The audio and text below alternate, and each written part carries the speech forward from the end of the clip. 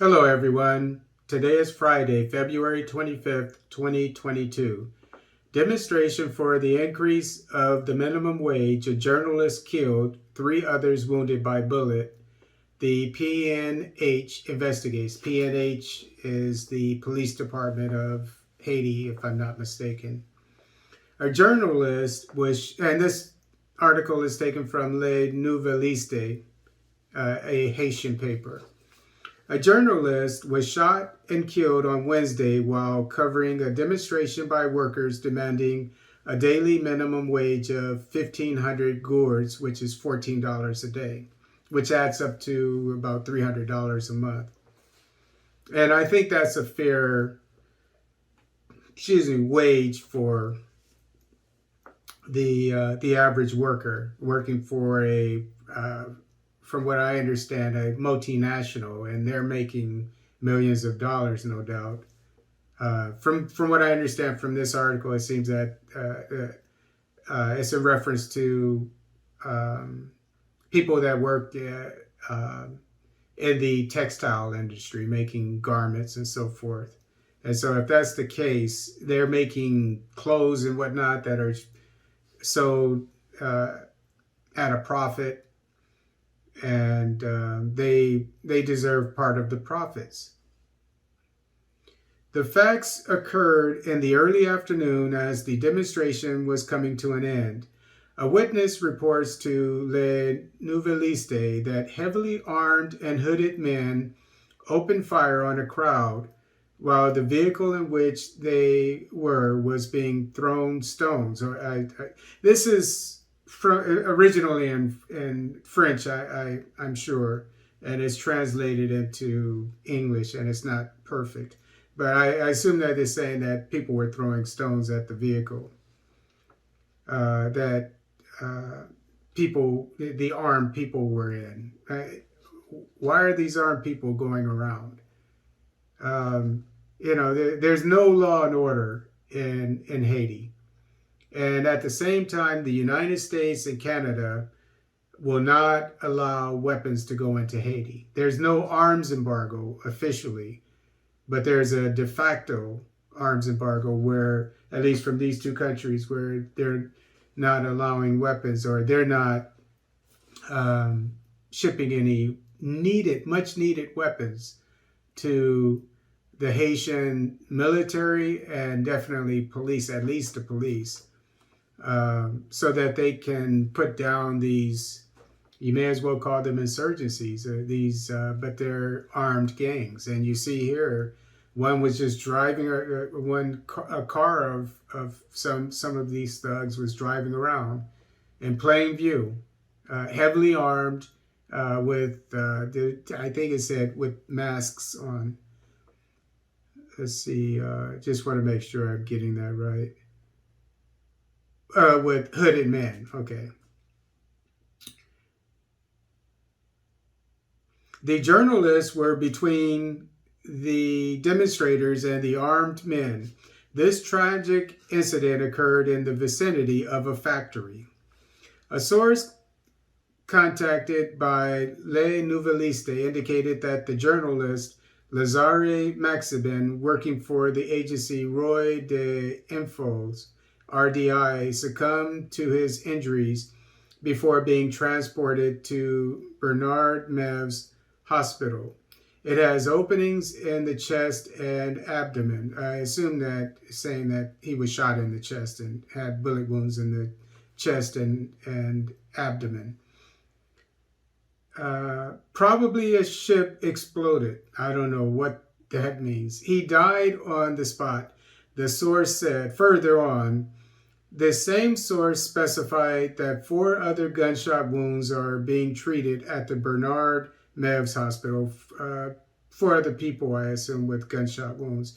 3 other journalists, including Sonny Leroux, working for an online agency called Leroux News, and Yves Moise, RCH 2000, are among those injured. Among the injured, there is one whose case is very serious. He's in the operating room. The others are being stabilized, the source said. The workers took to the streets on Wednesday for the third consecutive week to continue to demand 1,500 guards daily minimum wage.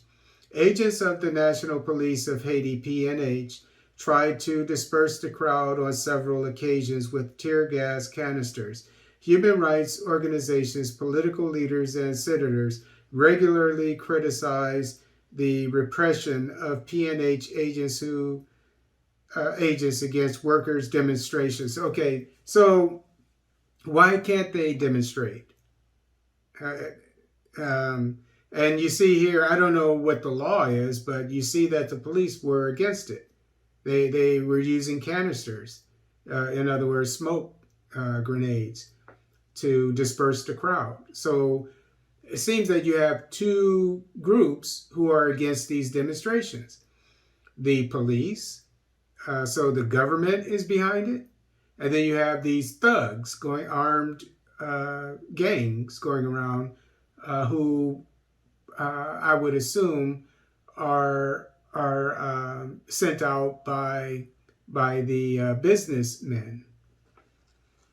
The National Network for the Defense of Human Rights, RNDDH, has published a report in which it denounces the abuses perpetrated by agents of the National Police of Haiti, PNH, during peaceful demonstrations organized by workers in the textile sector to demand the revision of the minimum wage of 1,500 guards per day. The demands of the working class, which demands 1,500 guards as the minimum wage, are just, said RNDDH in a press release dated February 21st, 2022. It is inconceivable that the police have joined the bosses to oppress the population in the grip of extreme poverty, demanding a fair and equitable wage for the demanding work they provide on a daily basis, he said.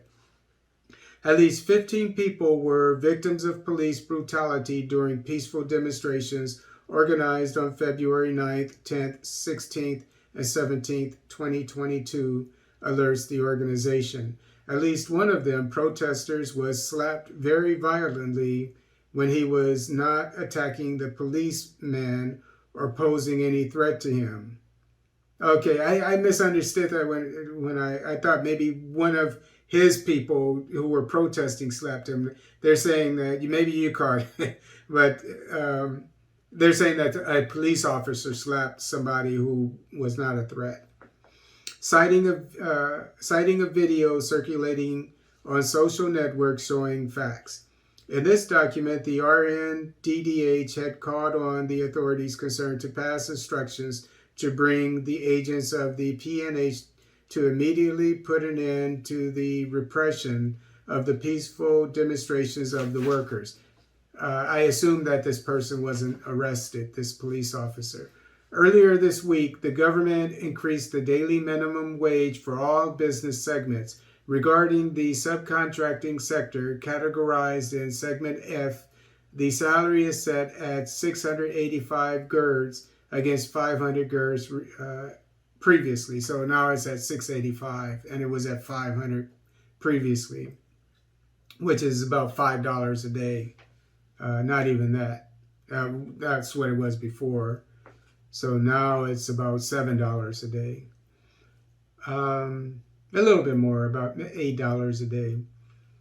But to me, it just shows the greed of this. I assume it's a multinational company, textile company. Prime Minister Ariel Henry reacted in the early evening to the death of journalist Lazare Maxin. His reaction was posted on social media. I deplored the death of journalist Lazare Maximilian, which occurred during the demonstration of the workers this Wednesday. I also condemn the violence that has caused injuries.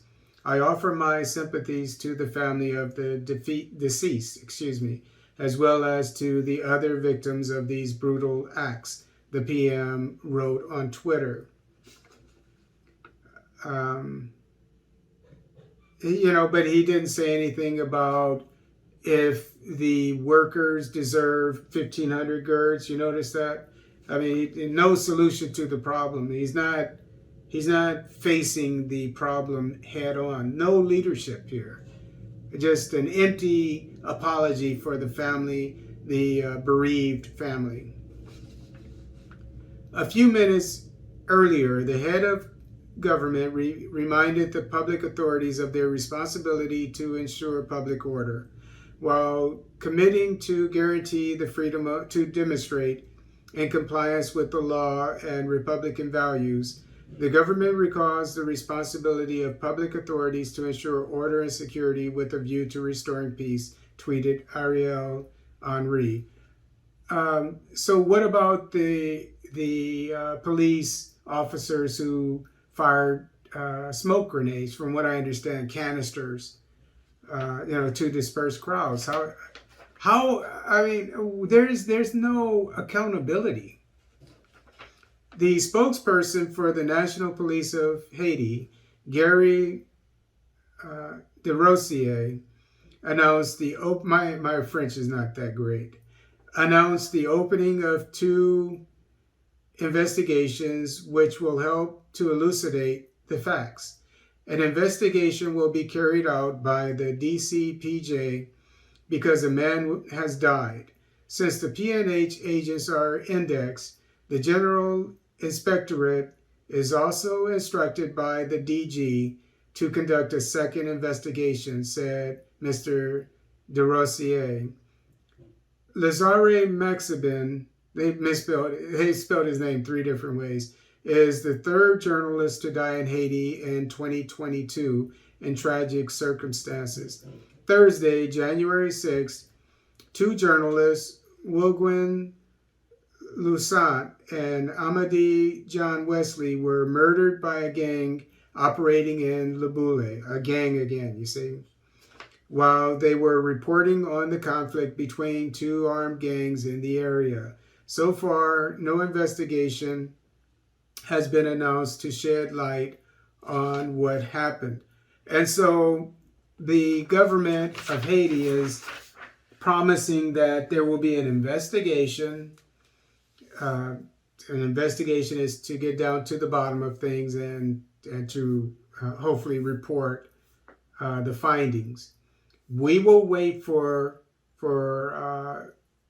these findings, and if anything comes out about it, I will definitely cover it on my podcast.